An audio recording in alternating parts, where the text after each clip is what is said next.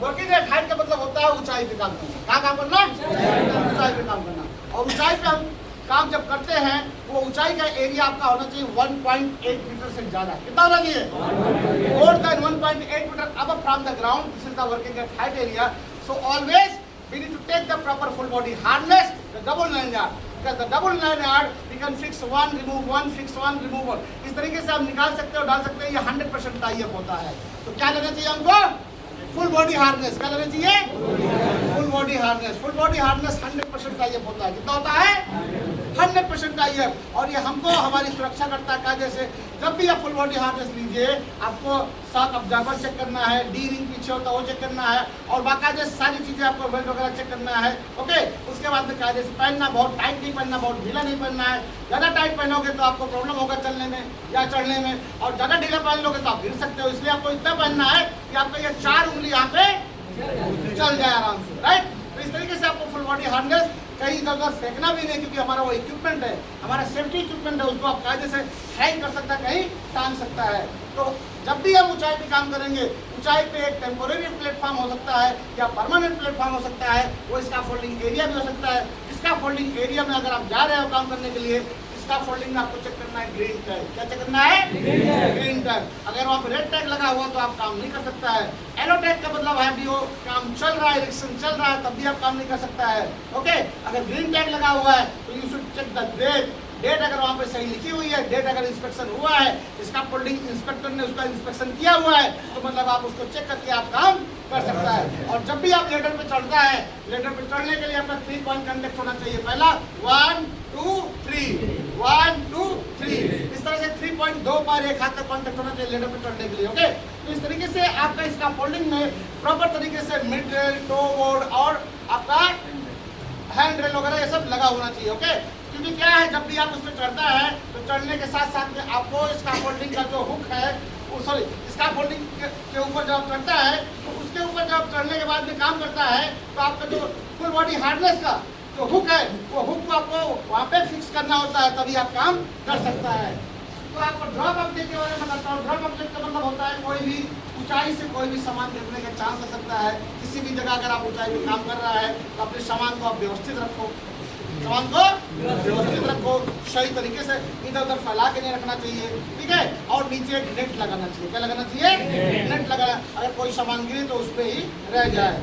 और जब भी वो नीचे में कोई अगर जा रहा है तो एक बैरिकेड प्रॉपर तरीके से करो, और किसी को अनऑथराइज्ड पर्सन को घुसने मत दो वहाँ पे, और वहाँ पे प्रॉपर तरीके से हेलमेट वगैरह जो भी चीज़ें वो पहन के रखना चाहिए। तो फुल पीपी हमको हमारा पहन के रखना चाहिए। तीसरा हमारा कन्फाइंड स्पेस। कन्फाइंड स्पेस का मतलब होता है कि हम जिस एरिया में काम कर रहे हैं, अगर वहाँ पे कोई टैंक है, टनल है, पाइपलाइन है या वेसल है या कोई शिवर लाइन है, ओके, ऐसा कोई एरिया है जो मोर देन 1.2 मीटर डीपर है। कितना डीपर है? 1.2 मीटर डीपर है। तो ऐसा कोई भी एरिया कन्फाइंड स्पेस होता है। ओके, कन्फाइंड स्पेस क्या होता है ये भी आप समझना। चलो मेरे साथ बोलो। कन्फाइंड स्पेस एक ऐसा एरिया होता है जहाँ आने जाने का बंद रास्ता हो, छोटा रास्ता हो, सकरा रास्ता हो, एक ही रास्ता आने का हो, एक ही रास्ता जाने का हो, और उसमें ऑक्सीजन की कमी हो सकती है, बहुत खतरनाक गैसें हो सकती है, अंधेरा हो सकता है, जैसे tank, tunnel, reactor, pipeline, vessel या कोई भी गहरा गड्ढा जो 1.2 मीटर से ज्यादा हो, राइट। ये सारे लोग को हम कन्फाइंड स्पेस बोलते हैं। क्या बोलते हैं? क्या बोलते हैं? समझ आ गया ना? क्लियर ना? ये चीजें आपको याद करके रखनी है। कन्फाइंड स्पेस कई जगह मिलता है, हम कई बार हम उसको अंदाजा नहीं लगा पाते। कन्फाइंड स्पेस में जाने से पहले आपको प्रॉपर 2 ट्रेनिंग लेनी चाहिए। वहाँ पे एक होता है अटेंडेंट, एक होता है इंट्रेंट। अटेंडेंट क्या करता है, वो सेम आपका वॉच करता है। जब आप अंदर जाओगे आपका एंट्री टाइम लिखेगा, आपका आउट टाइम लिखेगा, आपसे वो कम्युनिकेशन बना के रखेगा, वो अटेंडेंट होता है। ओके, इंट्रेंट को मेडिकली फिटनेस होना चाहिए, आप पूरी तरह से स्वस्थ है, आपका बीपी तो नहीं है, ये आपको दिल का प्रॉब्लम तो नहीं है, आपको कोई ईसीजी प्रॉब्लम तो नहीं है, आप मेडिकली फिटनेस है, तभी आप अंदर जा सकता है। पता लगा आपको दिल का दौरा पड़ गया, पता लगा आपको हार्ट अटैक आ गया, पता लगा आपका बीपी ज़्यादा, तभी आपके साथ कुछ भी हो सकता है, क्योंकि वहाँ पे सफोकेशन हो सकता है। वहाँ पे ऑक्सीजन की डिफिशियंसी हो सकती है, ऑक्सीजन कमी हो सकता है। कन्फाइंड स्पेस के अंदर ऑक्सीजन का जो लेवल होना चाहिए मिनिमम 19.5% से लेकर के 23.5% होना चाहिए। कितना होना चाहिए? 23.5% होना चाहिए। तो ये ऑक्सीजन का हमारा मिनिमम लेवल है और मैक्सिमम लेवल है, तो इतना हमारा वहाँ पे जरूर होना चाहिए। इसके अंदर हमें वेंटिलेशन भी करना जरूरी होता है।